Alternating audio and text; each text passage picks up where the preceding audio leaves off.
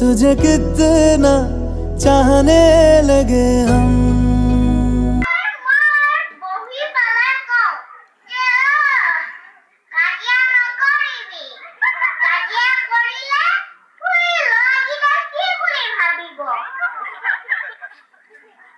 আপুনি হাতত লৈ থকা লাখুটিডাল আপোনাৰ পৰিবাৰৰ গাত উঠিছিল নেকি বাৰু কেতিয়াবা? উঠিছিলে, কিন্তু এনেকে উঠে যে নকবিয়ে আৰু। আপুনি কেতিয়াবা বিহু গান গাইছিলে নে, বিহু নাচিছিলে নে বাৰু?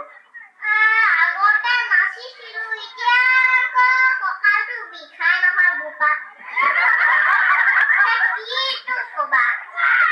এবাৰ নাচি দেখুওৱা হলে ভাল লাগিলে। বাৰু নাচিওৱে আৰু। বিহুটিও গাই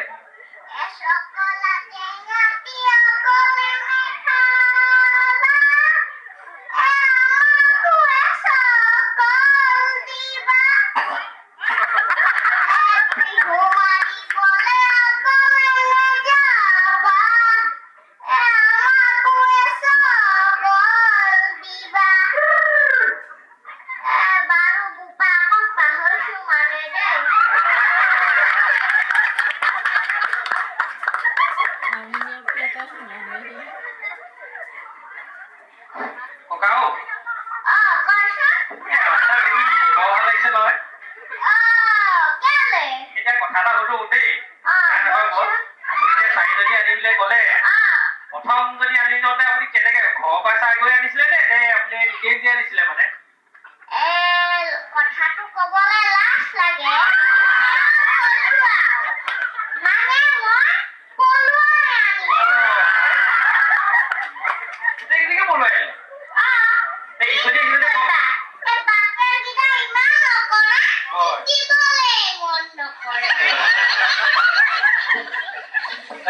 এতিয়া আপুনি প্ৰথম যদি আনোতে দ্বিতীয় গম পাই নাপায় আপুনি আনিলে বুলি?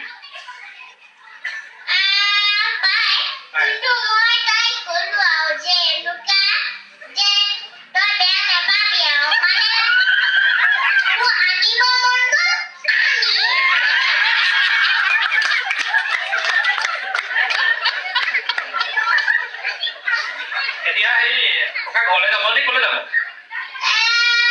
ঘৰলৈকে যাম আৰু তাৰপিছত ভাত খাম। হয়, ভাত নাখালেও বেয়া নহয়, হয়নে? হয় হয়।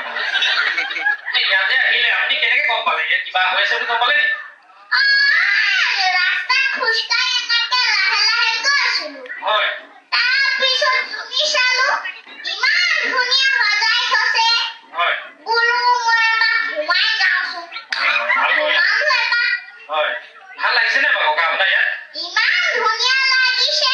পিছে তোৰ নামটো কি হয়?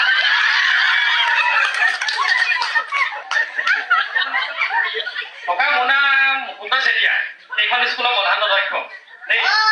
ঠিকেই, ভালকে স্কুলখন বনাইছ।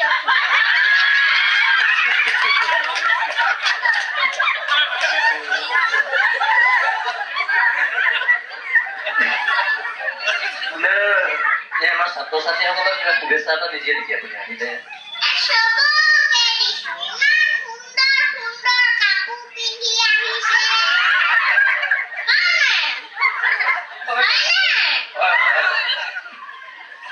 আপোনাৰ নিচিনা একো কথা কবই নোৱাৰি।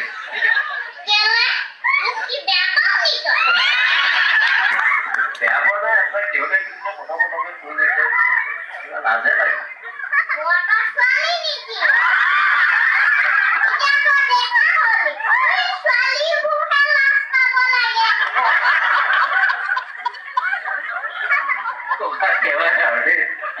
সেৱা তাই কৰিছো আপোনাৰ।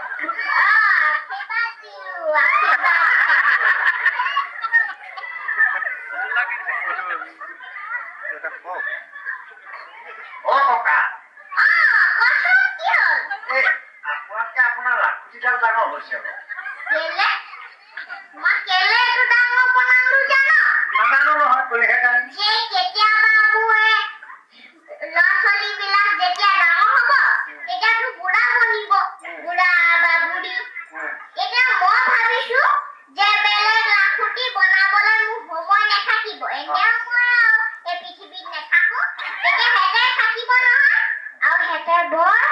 কঞ্জুচ হয় এই নহয় ককা কোৱাচোন এই যে ধুনীয়া ধুনীয়া ছোৱালীবিলাক ধুনীয়া ধুনীয়া পোচাক পিন্ধি আহিছে বুলি কৈছে এই চাইডৰ ৰাস্তাতেদি গাড়ীবিলাক গৈছে ধূলি মাকতি ঢেৰ আছে এই ধূলি মাকতি উলিয়াই পেলাই তেওঁ সেই ছোৱালীবিলাকৰ গালত পৰে ছোৱালীবিলাকৰ চেহেৰাটো ফকৰামূৰীয়া নহ'ব হ'ব তাৰ কিবা উপায় আছে নেকি উপায় বুলি একো নাই আজিকালি ছোৱালীবোৰ অকল সেই কি বুলি কয় বিউটি পাৰ্লাৰ সেইটো আছে সিহঁতৰ কাৰণে আৰু কি লাগে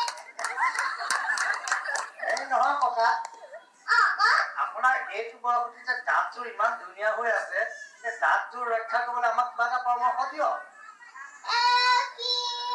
কি বুলি কয় কলগেটে ব্ৰাছ মাৰিবি এতিয়া দাঁত জিলিকিব আৰু দাঁতো বহুত ধুনীয়া হৈ থাকিব বৰ ভাল লাগিল দেই ককা আপোনাৰ পৰামৰ্শখিনি মই আখৰে পালন কৰিম দেই বাৰু